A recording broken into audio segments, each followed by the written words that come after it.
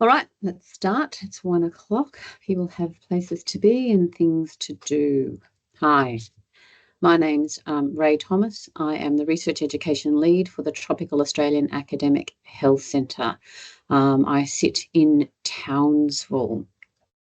Today we're going to have 3 people talk about their experiences of being TAAHC grant recipients. And then I'll talk to you all about their TAAHC grants that they were awarded and what they did or what they're doing and what might happen next from a couple of them. So before we start, just a couple of bits and pieces from me. So I'd like to acknowledge the traditional owners of the lands on which we all gather. For me in Townsville, it's Woolgoolakaba and Bindals people, and I pay my respects to elders past and present and anyone online who identifies. So just as we go on, a little bit of us, a bit of housekeeping from TAAHC in case some of you don't know about TAAHC. I do hope you do, but if you don't, here's my chance. Okay. So we are a research translation centre accredited by the National Health and Medical Research Council. There are 12 of us in Australia. We do research training like this. So since we started these kind of webinars, we've had over 746 registrations. That was like at December last year. And we teach research training skills in lots of different ways. So we've had lots of people run through our courses. We also have a course called the SEBS course, which is about study design, epidemiology and biostatistics, and that's run by Rhonda Jones. And they do lots of work on statistical analyses and interpretations and help with methodologies. If you want to talk to Rhonda, the website's down the bottom with a big grey arrow pointing at it, so you can find out how to find Rhonda and get her support in helping you with some statistical analysis that you have and her team. We also do some grant funding, which is what we're talking about today. So since we started our grants, we've had over 70 grants awarded, and that's about $2.6 million in projects that are specifically about Northern Queensland and Northern Queensland researchers and healthcare practitioners. So a couple of there's the arrow. You didn't have the arrow, now you do. All right. So a couple of housekeeping things about the webinar. Just please keep your microphones on mute until the Q&A. What we normally do is have our presentations sort of back to back. Write down your questions, think about them. I will pick on people because, you know, we want to have lots of discussions and engagement. When it's Q&A time, either just turn your microphone off and ask a question or raise your hand. You can always put it in the chat as well if you're feeling a little bit shy. It would be great in the Q&A in particular if you had the ability to have a camera on. It would be great to see your faces because it's always easier to talk to people's faces than it is to talk to circles with initials in it. So that would be great. So that's about all from me, other than to introduce you to the 3 people who are giving their time to talk to you today.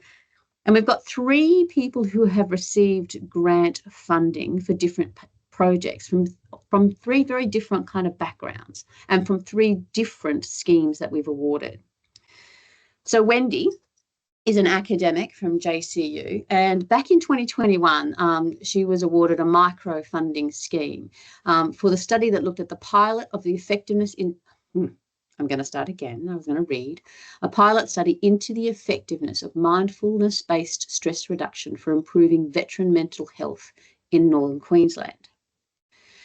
Jodi Sariman, hi Jodi, we're going to talk, is a clinician and from Cairns and Hinterland, HHS, and both in 2021 and 23, she received a clinician researcher fellowship. And what she was looking at were the researchers' experiences of young people living with cancer in far north, outer regional and remote Queensland. And then our final speaker of the day is, although she has a clinical background, she's currently working in a non-clinical role. And it is Cindy Seeley, and Cindy is from Townsville, HHS. And Cindy won last year, so she's new in her journey for her research project. Last year, she won TAAHC Seed funding, and her topic is consumer and community research partnerships, enabling capacity and strength in rural, regional and remote Northern Queensland health and medical research. So welcome to all our 3 speakers today. What we're going to do is hear from our presenters and hear about their research stories. pivot to the Q&A where we get to ask questions about them, anything you like, right? And then it's going to be back to me for the last couple of minutes where I'm going to make an announcement for you. So you're going to have to stay tuned for that one. All right, so I'm going to stop sharing.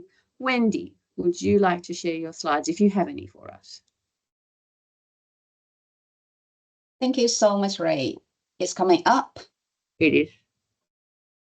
All here. Yes, it is. So I need to go for, can you see the slideshow format? Is it the slideshow format from your end? It is. Yep, all good. It is. Okay.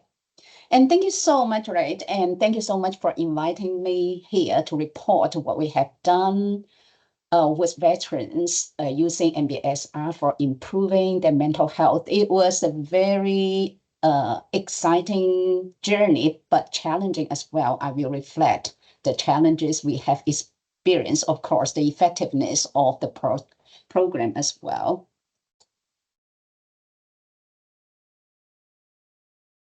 And according to literature, almost 50% of ADF veterans meet the diagnostic criteria for a mental disorder. So the percentage is much, much higher than the general population.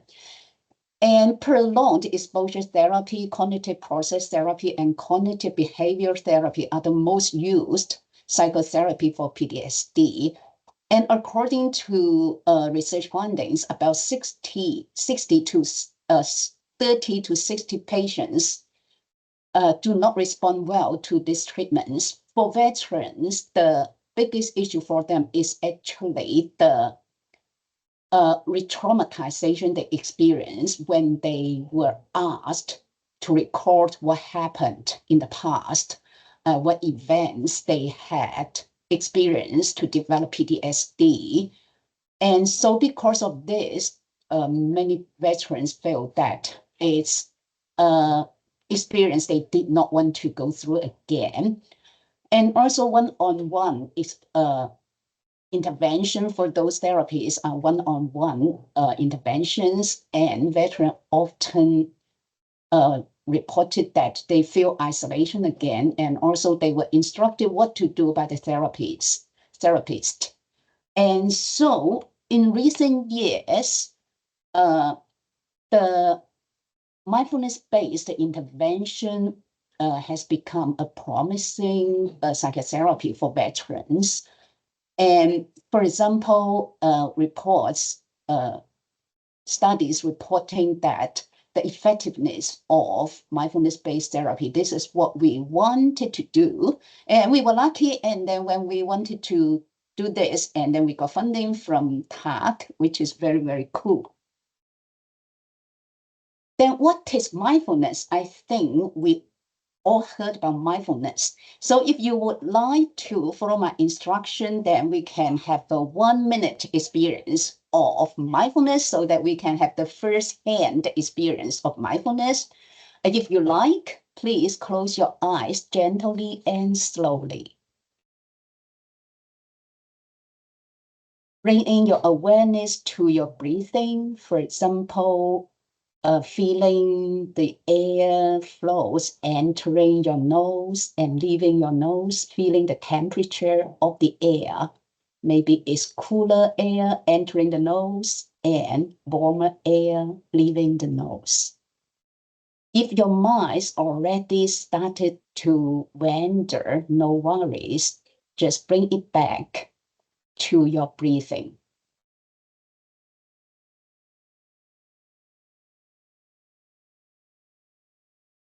And when you're ready, open your eyes gently and slowly. Well, this is very short practice, is mindfulness. We purposefully bring our awareness to our breathing, which is the current, the present moment, because our body is always in the present moments. So this is something we would like to do. We use standardized mindfulness-based stress reduction and MBSR. It's an 8-week group intervention, 2 hour or 2.5 hours per week. And what we did, we have eating meditation, body scan, attention focus meditation, movement meditation, for example, lying down yoga and standing yoga, and sit meditation, walking meditation. And also we recorded a meditation practice for participants to practice at home. So why we did this? Because if we regarded mindfulness as a muscle, we all know how can we make our muscles stronger? We need to keep practice. So this is the rationale under the MBSR practice, and keep practicing, for example, every day. For example, for myself, body scan is my favorite meditation. I practice 45 minutes every day, the body scan every day, so that I can keep the muscle of my mindfulness strong. And what we did, we recruited participants from our local organization working with veterans, for example, Oasis, and also we work with local gyms to recruit participants, also use Facebook. I think the recruitment process is the most challenging process for us, as we know anything to do with men's mental health, recruitment is difficult, and particularly for veterans. But the good thing is, after they committed to the intervention, the dropout rate actually was not very high. So this is the numbers we had for our participants, and we got 41 participants who completed the pretest. And then when we started the mindfulness at week 1, the number dropped out to 34. But as you can see, the 34 participants maintained in during the intervention, and at the post-test T3, we still have 28. And then it dropped out. It dropped down after 2 months follow-up to 23. And I don't think you will see the numbers, but just let you know, this is the carried summary of our participants. And this is the exciting part. The lines are the PTSD. For example, the black line in the middle is the PTSD, and the other colors, the orange, green, blue, and purple are the subscales of PTSD. As we can see, it dropped down. For T2, which means 4 weeks in the intervention, the decrease is not significant. We measure that because we want to see whether the low dose MBSR is significant, but it seems it's not. But the T3, right after the intervention, PTSD and also the subscales dropped down significantly. However, after 2 months, when they come back, the values, the levels increase again. This may be that they did not continue the practice from their report, the narrative report. They reported it's difficult after the intervention because lots of other commitments coming up. Sorry. And these are the anxiety, the orange lines, anxiety, and the green lines, alcohol use. The blue line at the top, mindfulness, and the black one is depression. Except alcohol use, for other 3, for depression and anxiety, we can see similar trends as PTSD significantly decreased at time 3 and increase again in the follow-up. And the mindfulness, of course, different, significantly increase at time 3 and then drop down a little bit at time 4. So from the quantitative data, we can see the effectiveness of the intervention. Then we have some qualitative data as well. For example, one participant said, I use MBSR as tool to kind of deal with pain, but also deal with frustration, not to the point of anger, but just frustration. So what he said was that he still feel the fire in the tummy, but did not let the fire out to become very angry at family members or co-workers. And another said, I did like what we did in the class at home.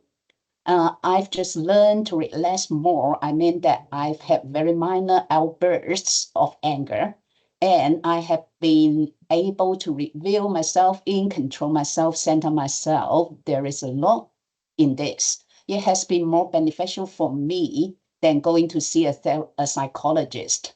And because they reported that being in a group setting, they feel that everyone's on the same boat.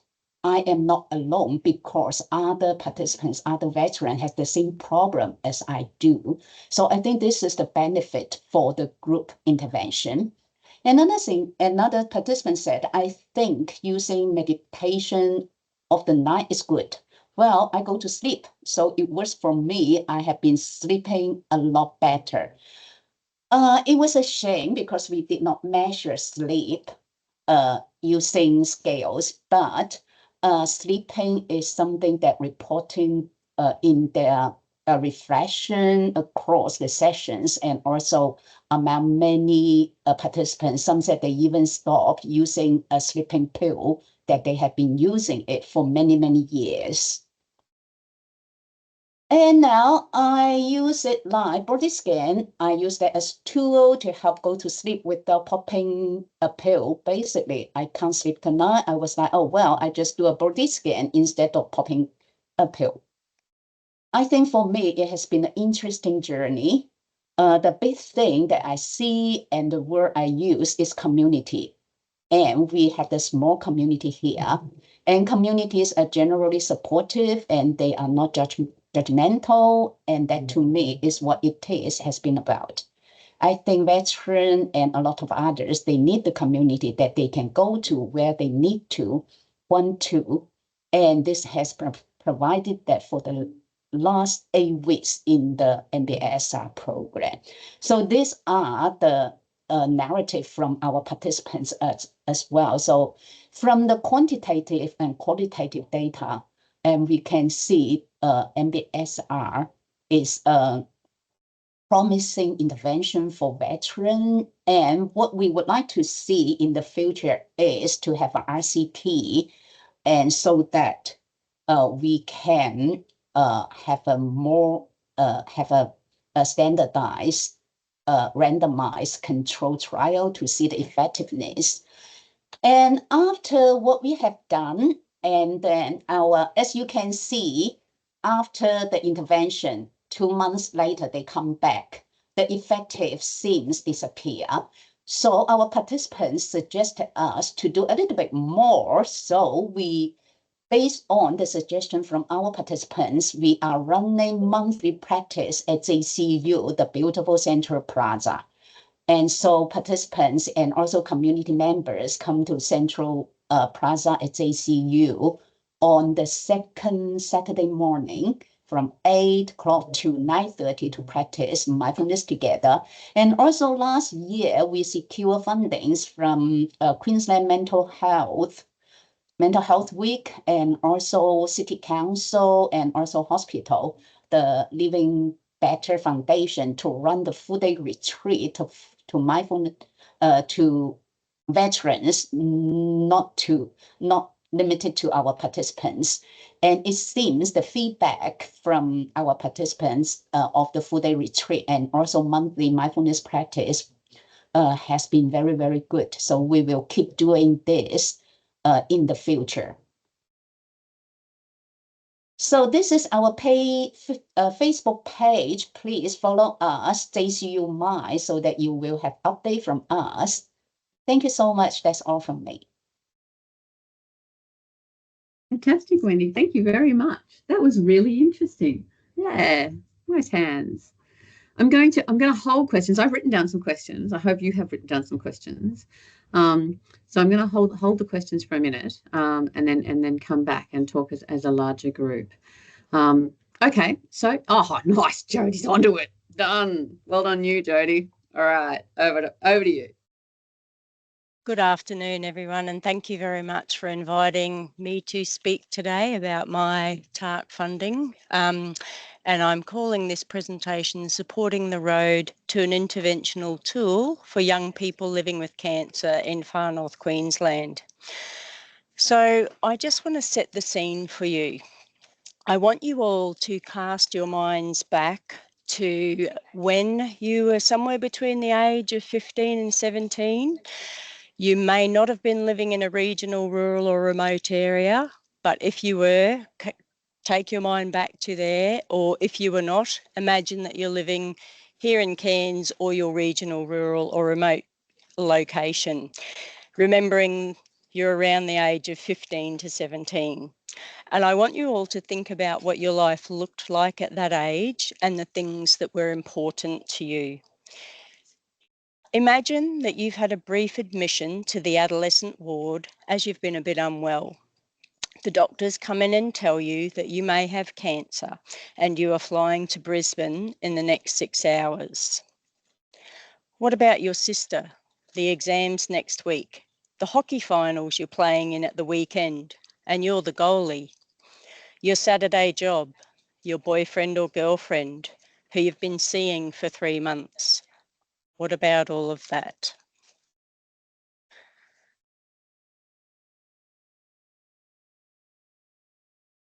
So this is something that I saw often in my clinical practice working in paediatric oncology for children or young people.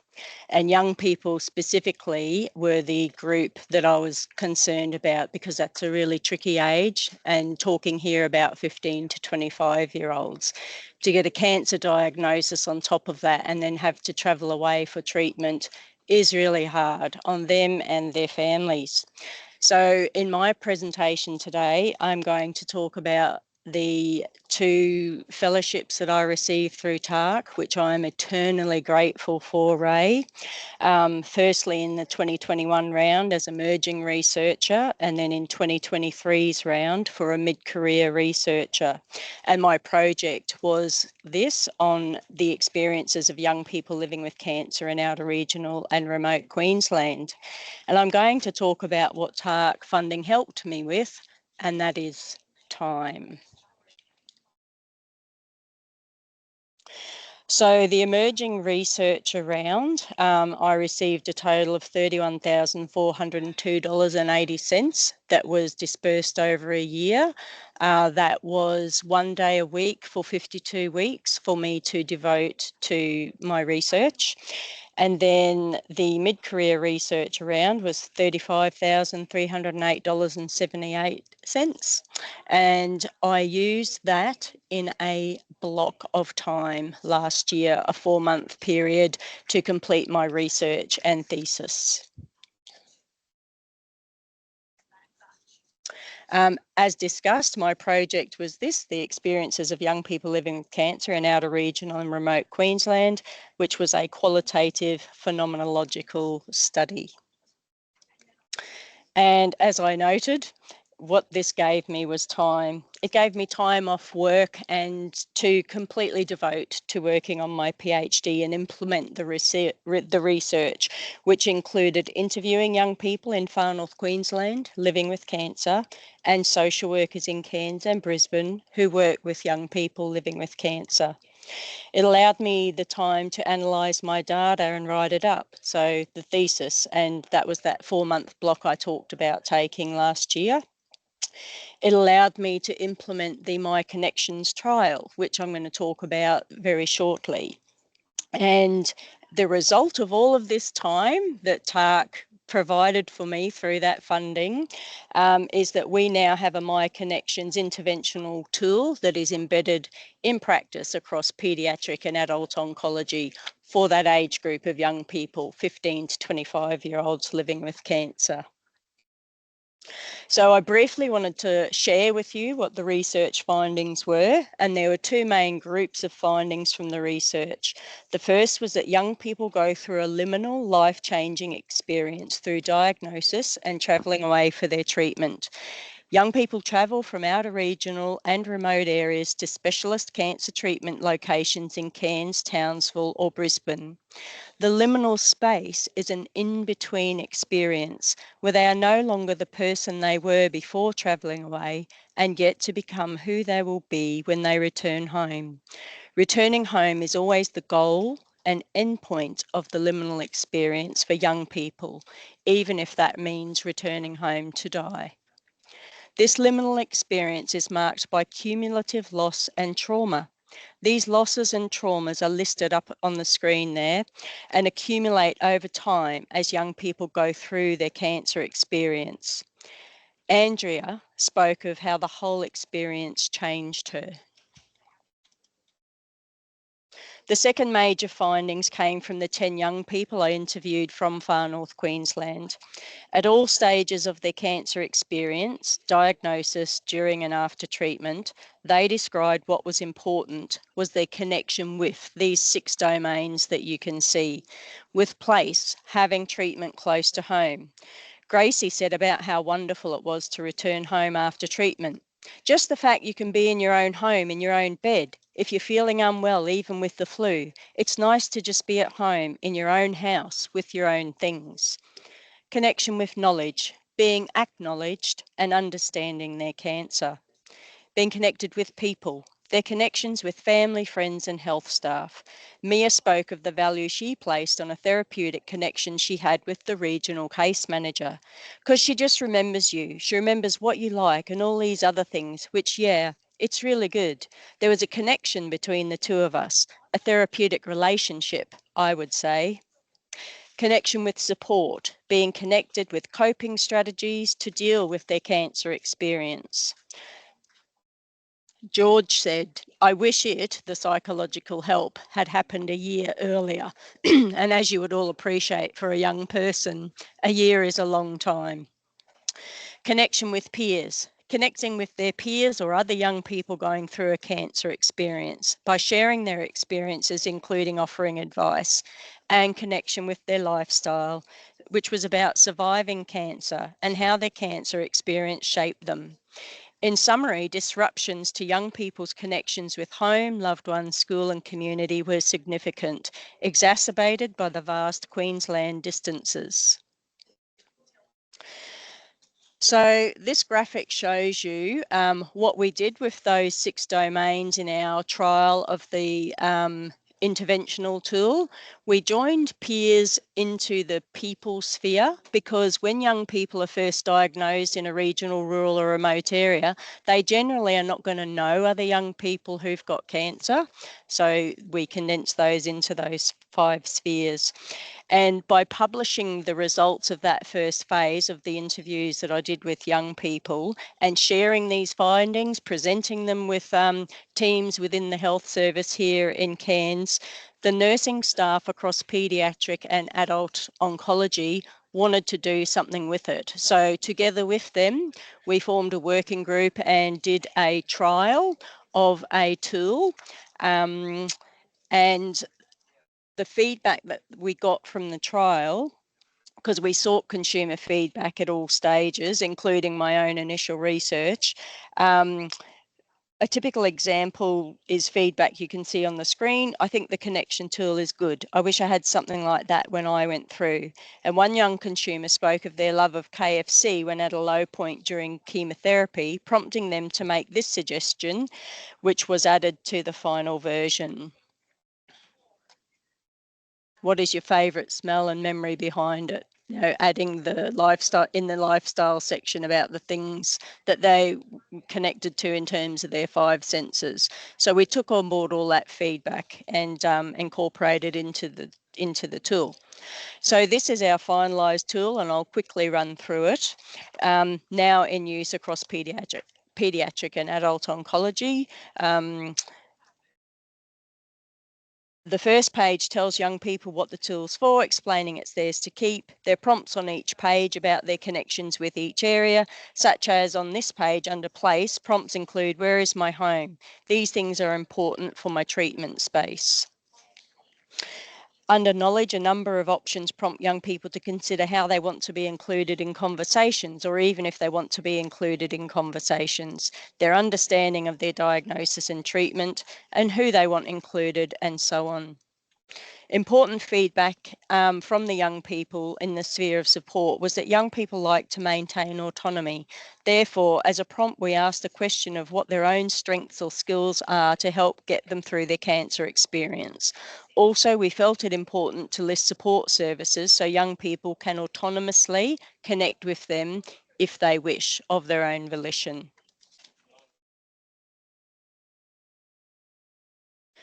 One of the young people in my research gave advice for other young people from Far North Queensland to write down their questions and take these to the doctor so they don't forget. So included a few pages with this prompt, questions I need answers to. And we added a few pages on other things that mattered to me, because even though we had some research, it's not exhaustive. There may be other things that are important to young people that aren't included in those spheres or domains. So we left that open as well.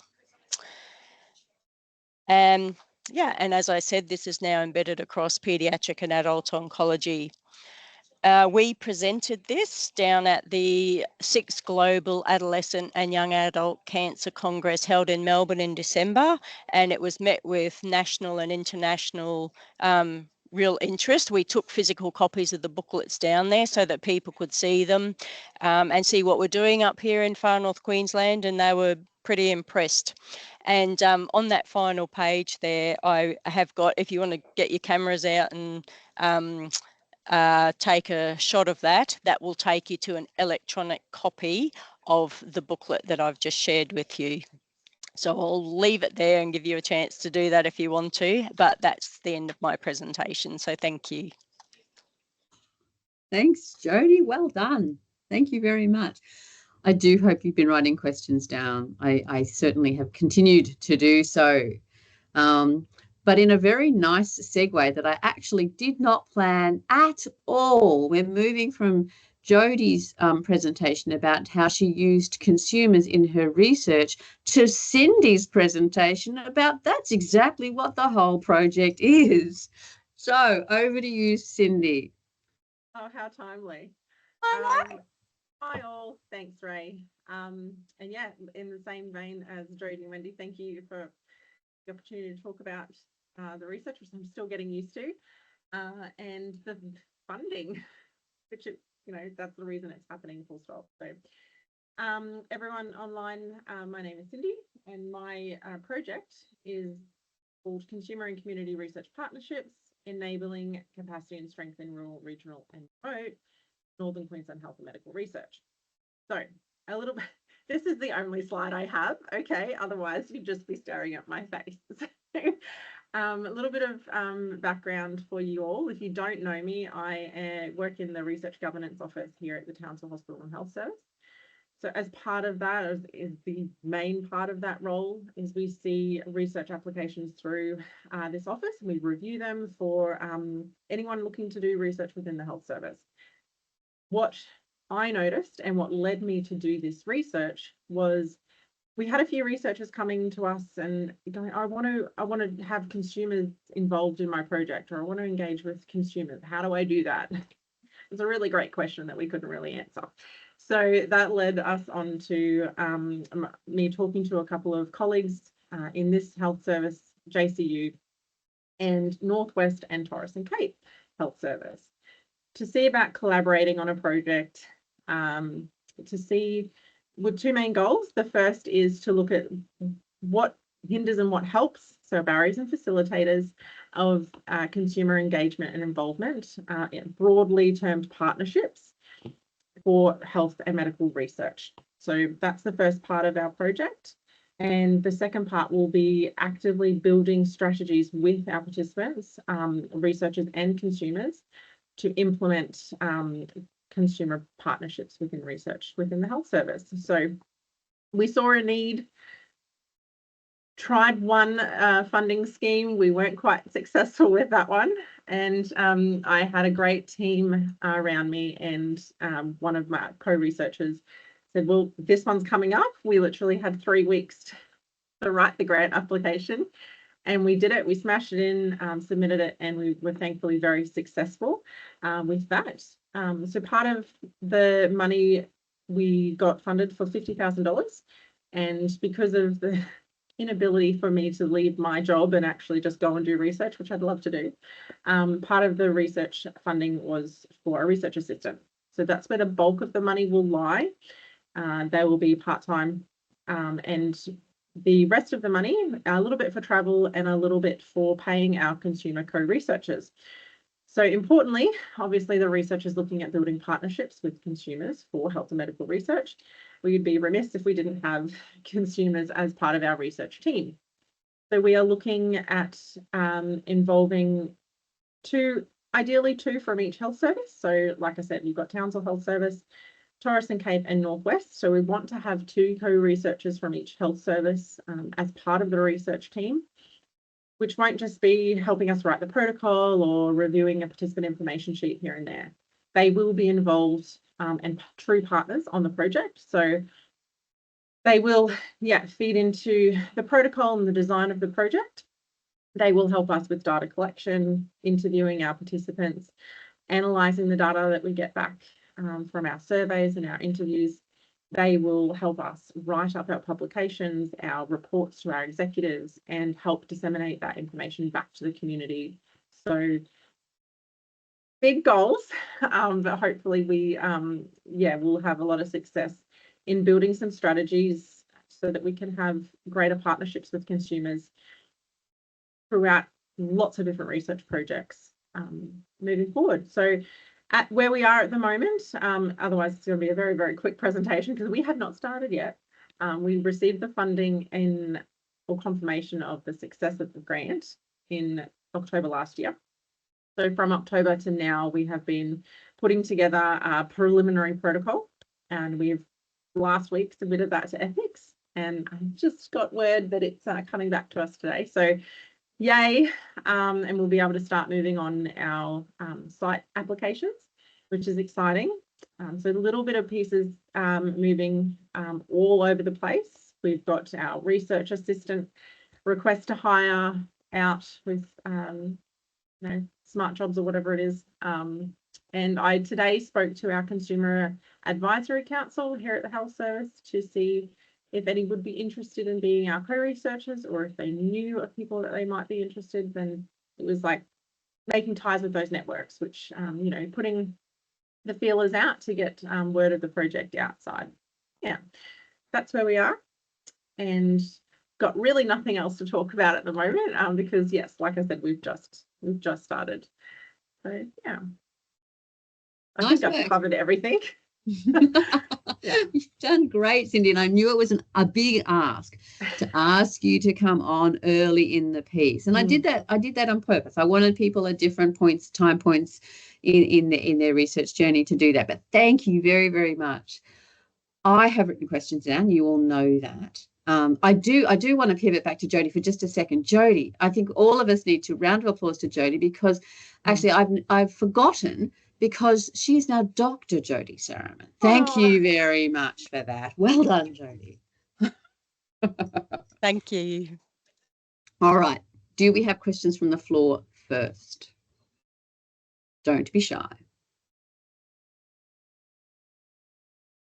What do you want to know? Oh, Jodi, you have a question. All right. Are you going to ask yourself? No. I just wanted to, make a comment to both Wendy and Cindy that I love the research that you're doing. It's amazing.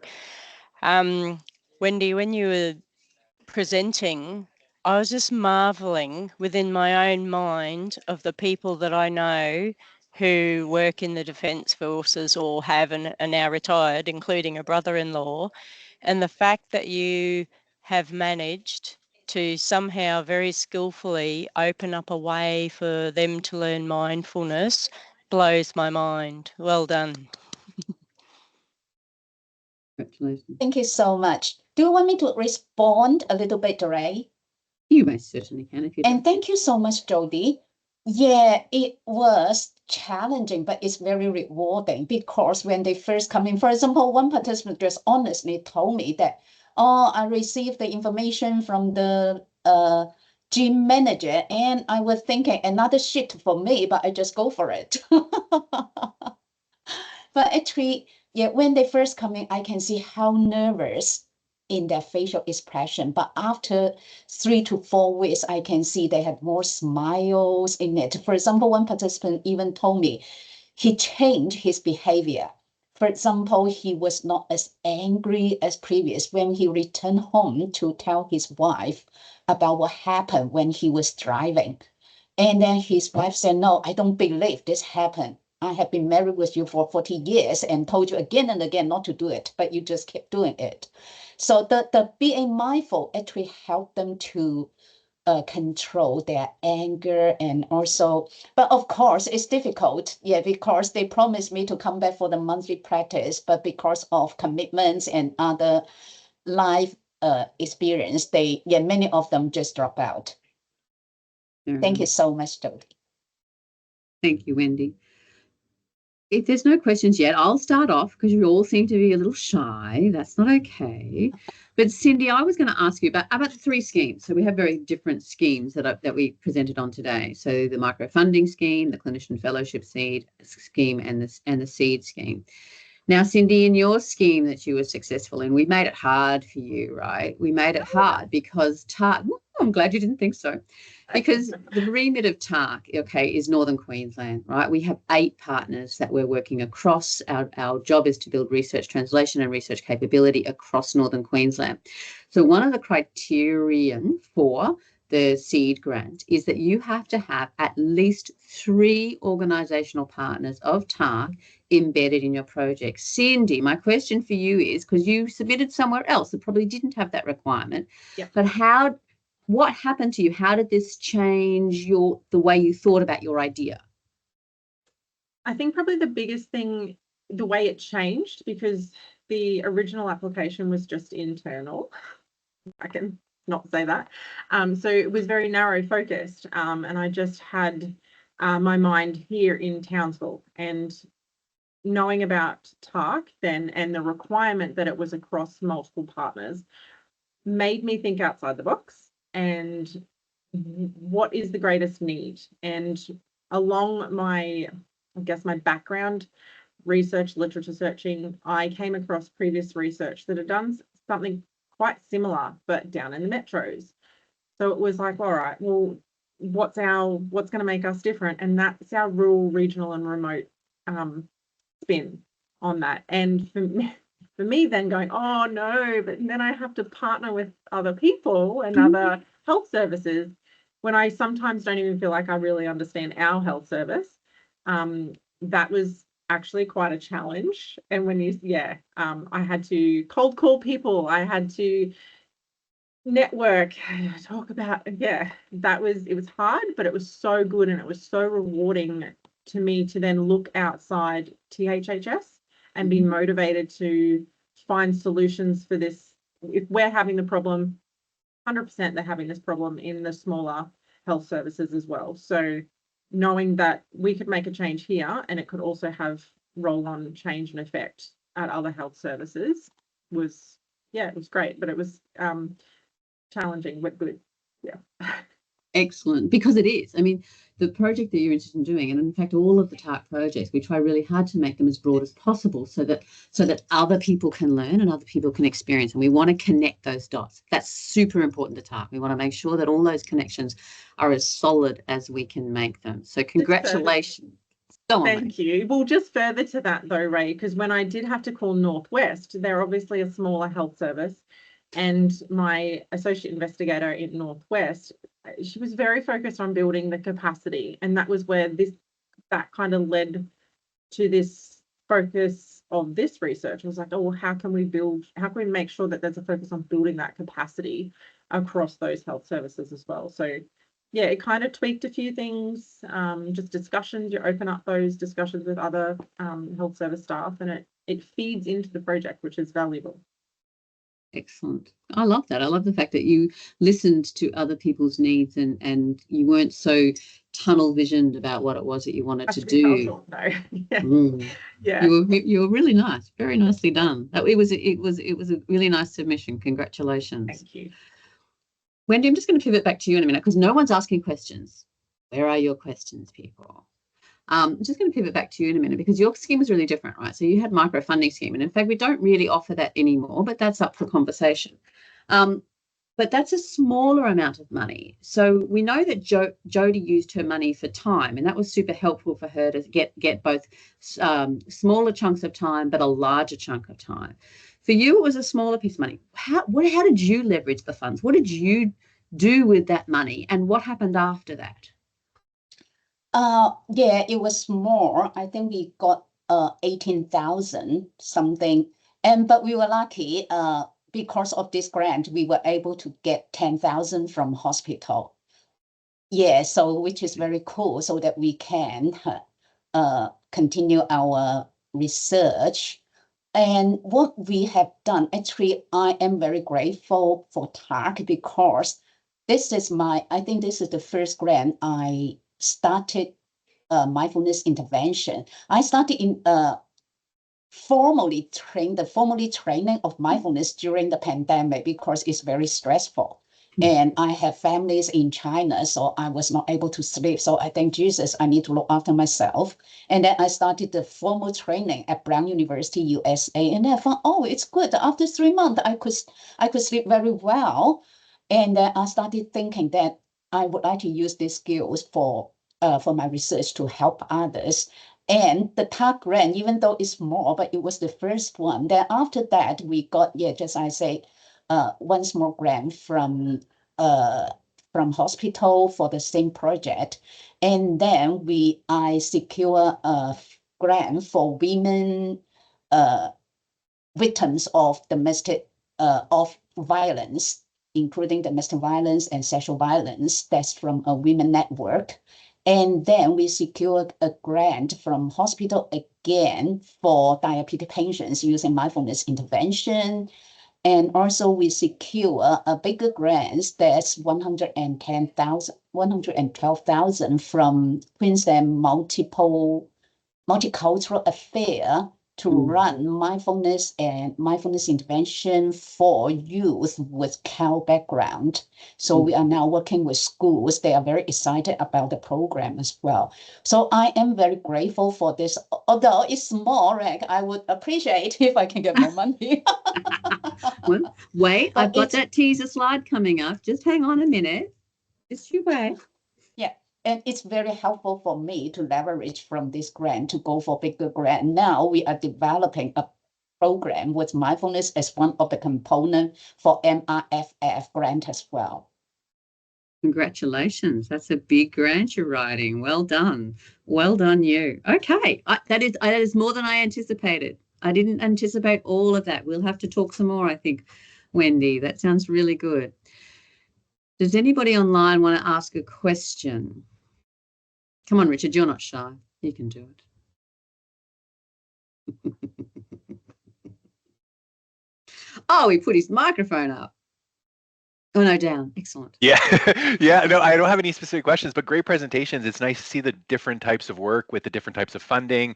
And I mean, all sorts of scale across the board. Particularly, I'm, really excited to see more projects in the consumer space. So it's really, really interesting to sort of hear that, other people are thinking about that as well. Yeah, great work. Congratulations, everyone. Jodi, I have a question for you because yours has changed practice, right? So you're kind of in this really nice little sweet spot. So your project has actually changed the way people are practicing some work in Cairns and hinterland. Being slightly Machiavellian and sort of thinking about things broadly, have you plans to take over the world yet? Thank you for giving me that laugh. Yes, I do. No.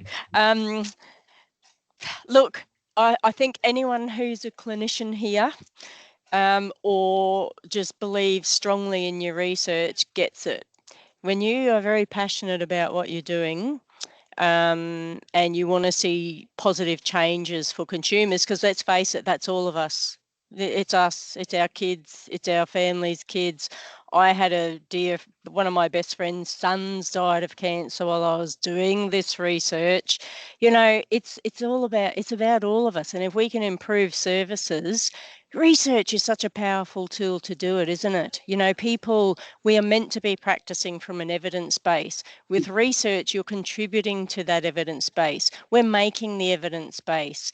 You know, if you're doing good quality, robust research with high levels of integrity for our vulnerable, you know, consumer groups, if we can make changes, that's what we do it for. So that passion is just what drives me. Yeah. That's powerful. That's super powerful. Thanks, Jodi. Alice, do you have any questions? Oh, Scott has a question. Wait a minute, Alice, you're going to have to hang 10. Ooh, Scott. No, Alice has priority over me. Go on, Alice. I'll wait. Well, I don't also have any specific questions except to say, of course, echoing Richard's congratulations. I think there's great work, and I've heard Jodi present a couple of times, and it's always inspiring and enjoyable. Jodi, I just wonder if you had any, so I understand that the TAAHC funding you got was sort of for the back end of your PhD to help with that write-up. Did you have any specific funding at the start that helped you get going? I might have missed that, so I do apologise if you said it early on. But so when I started, I hadn't done honours as in my undergraduate social work degree, so I needed to do a grad cert of research methods, and I actually had a SARA scholarship, which they don't do anymore, of $30,000, which they paid out each semester. Which I was able to use on whatever I liked. So that certainly helped with costs.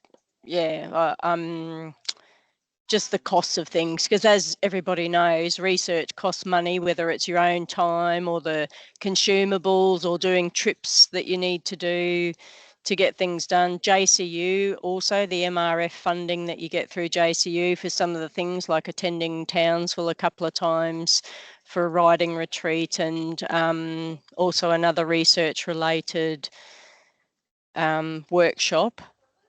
I also had funding from the Far North Queensland Hospital Foundation, who are attached to our hospital.